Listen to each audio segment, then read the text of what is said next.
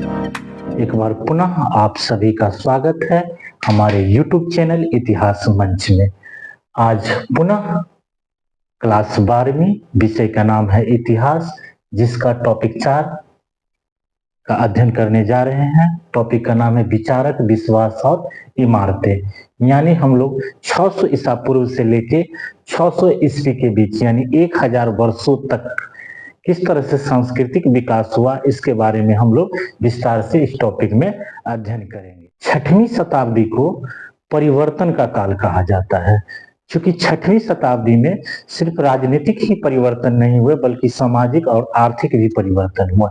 इसके साथ साथ सांस्कृतिक परिवर्तन भी हुआ, इसीलिए इस काल को परिवर्तन का काल कहा जाता है। इस काल में प्राचीन भारत में कई नए धर्मों का उदय हुआ, जिसमें से जो 2 प्रमुख धर्म था वो था जैन धर्म और बौद्ध धर्म। तो इस टॉपिक के अंतर्गत हम मुख्य रूप से जैन धर्म और बौद्ध धर्म के बारे में अध्ययन करने वाले हैं। तो चलिए शुरू करते हैं आज का क्लास। इस टॉपिक के अंतर्गत मुख्य रूप से हम लोग जैन धर्म एवं साहित्य के बारे में अध्ययन करेंगे, जिसमें हम लोग महावीर स्वामी के जीवन परिचय के बारे में जानेंगे और उनके द्वारा दिए गए धार्मिक सिद्धांत का विस्तार से अध्ययन करेंगे।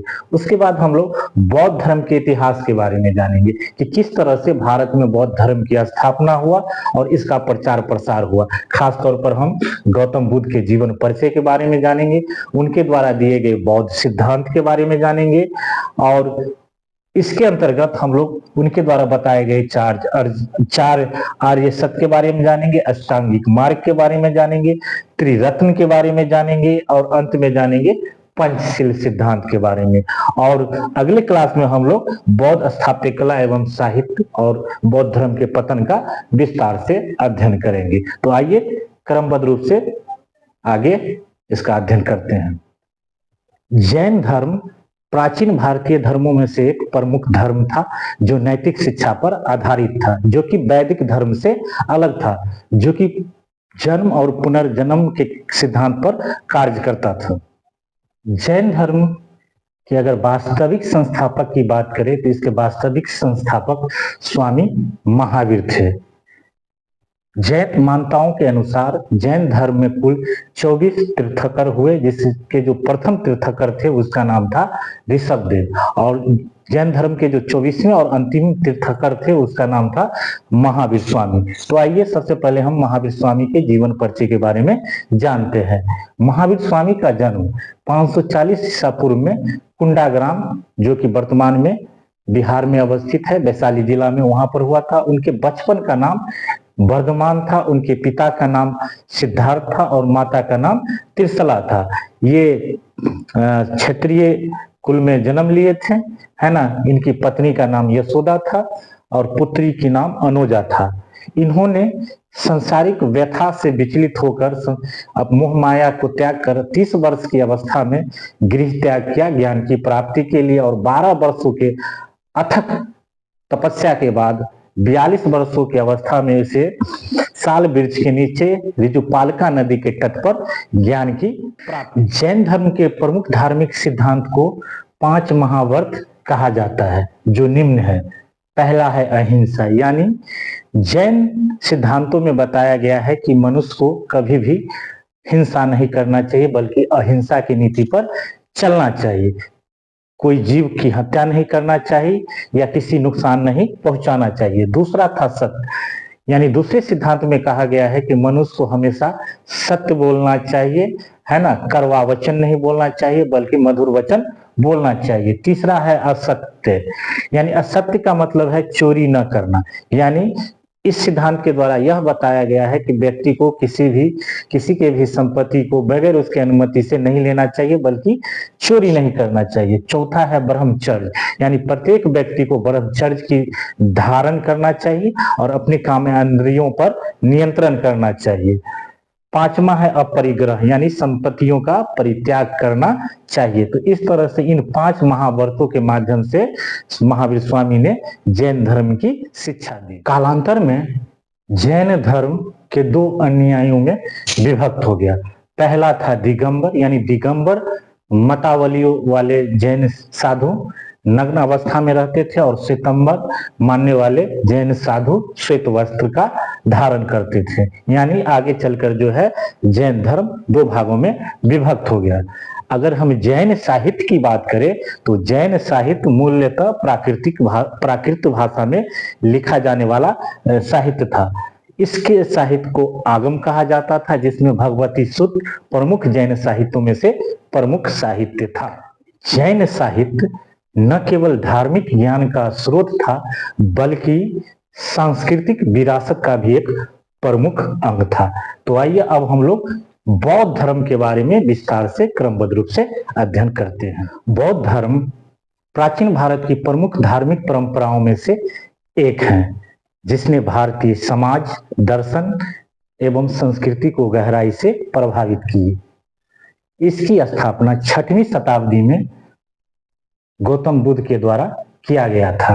गौतम बुद्ध का जन्म 563 ईसा पूर्व में लुम्बिनी, नेपाल में हुआ था। इसके पिता का नाम सुशोधन था और माता का नाम महामाया था। इनका विवाह 16 वर्ष की आयु में यशोदा नाम की युवती के साथ हुआ और बाद में इन्हें एक पुत्र रत्न की भी प्राप्ति हुई, जिसका नाम राहुल था। इन्होंने 29 वर्ष की अवस्था में सांसारिक मोह माया को त्याग कर सत्य की प्राप्ति के लिए गृह त्याग किया और 6 वर्षों के अथक तपस्या के उपरांत गया बिहार में निरंजना नदी के तट पर पीपल वृक्ष के नीचे इन्हें ज्ञान की प्राप्ति हुई और तब से ये बुद्ध कहलाए।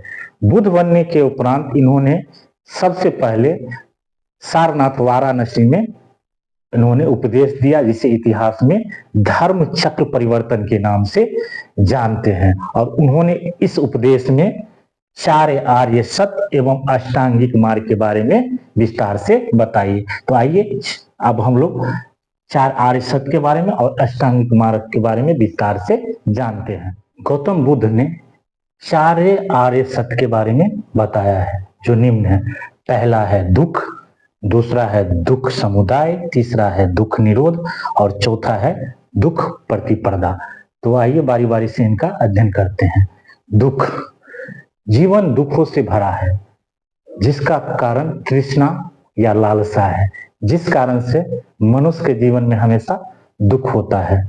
दुख समुदाय, दुख का कारण लालसा तृष्णा है, जो मनुष्य को दुख का कारण होता है। तीसरा है दुख निरोध, दुख का निवारण तृष्णा का अंत होता है। जैसे ही इच्छाओं का परित्याग करते हैं दुख का अंत होता है। चौथा है दुख प्रतिपदा, दुख से निकलने के लिए व्यक्ति को अष्टांगिक मार्ग का पालन करना चाहिए, अष्टांगिक मार्ग पर चलना चाहिए। इसके द्वारा हम अपने दुखों का अंत कर सकते हैं। तो इस तरह से महात्मा बुद्ध ने 4 आर्य सत्य के बारे में बताया। आइए अब हम लोग देखते हैं गौतम बुद्ध के द्वारा दिए गए 8 अष्टांगिक मार्ग के बारे में।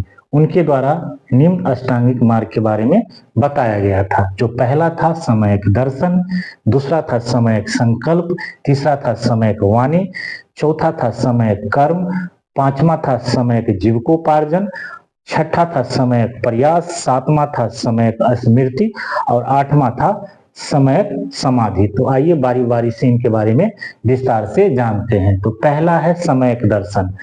इसका अर्थ होता है कि व्यक्ति को अपने जीवन के बारे में देखना चाहिए, समझना चाहिए और अपने जीवन में आने वाले दुखों को निवारण करने के लिए सही दृष्टिकोण होना चाहिए। दूसरा है समयक संकल्प, यानी व्यक्ति को शुद्ध अहिंसक विचार का धारण करना चाहिए। तीसरा है समयक वाणी, यानी हमेशा मनुष्य को सत्य एवं मधुर वाणी का प्रयोग करना चाहिए। चौथा है समयक कर्म, यानी मनुष्य को नैतिक एवं शुद्ध आचरण का प्रयास करना चाहिए। पांचवा है समयक जीविकोपार्जन, यानी व्यक्ति को अपने जीवन यापन के लिए ऐसे जीविकोपार्जन करना है जिससे किसी दूसरे को नुकसान न पहुंचे, या ऐसे काम करना है जिससे किसी जीव की हत्या न करना पड़े, न किसी दूसरे को नुकसान पहुंचाना पड़े। छठा है समयक प्रयास, यानी व्यक्ति को अच्छे विचार उत्पन्न करने का प्रयास करना चाहिए। सातवां है समय का स्मृति, यानी व्यक्ति को हमेशा सतर्क एवं जागरूक रहना चाहिए। और आठवां है समय उपाधि, यानी व्यक्ति को हमेशा चिंतन मनन करना चाहिए। तो इन 8 अष्टांगिक मार्गों का उपयोग करके हम अपने जीवन में दुखों को दूर कर सकते हैं, दुखों से बच सकते हैं।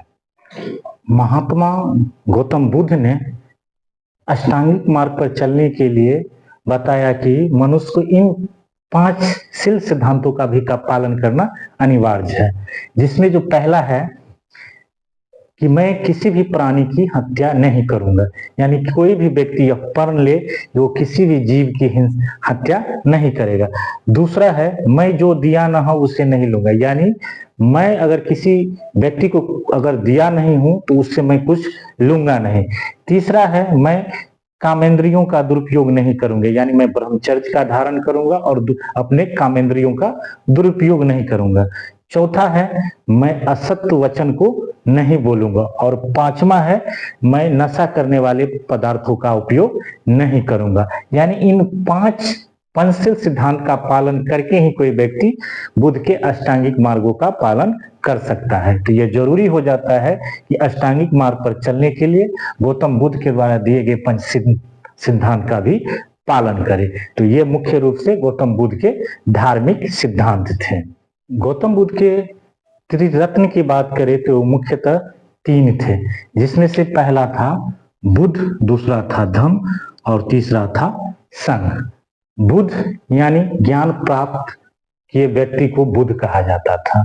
दूसरा था धम्म, धम्म का मतलब होता है धर्म, यानी बुद्ध के मार्ग एवं सिद्धांतों पर चलने वाले व्यक्ति को धर्म पर चलने वाला व्यक्ति माना जाता था। तीसरा है संघ, यानी बुद्ध भिक्षुओं का समूह। तो यानी ये कुल मिलाकर बौद्ध त्रिरत्न कहलाते हैं।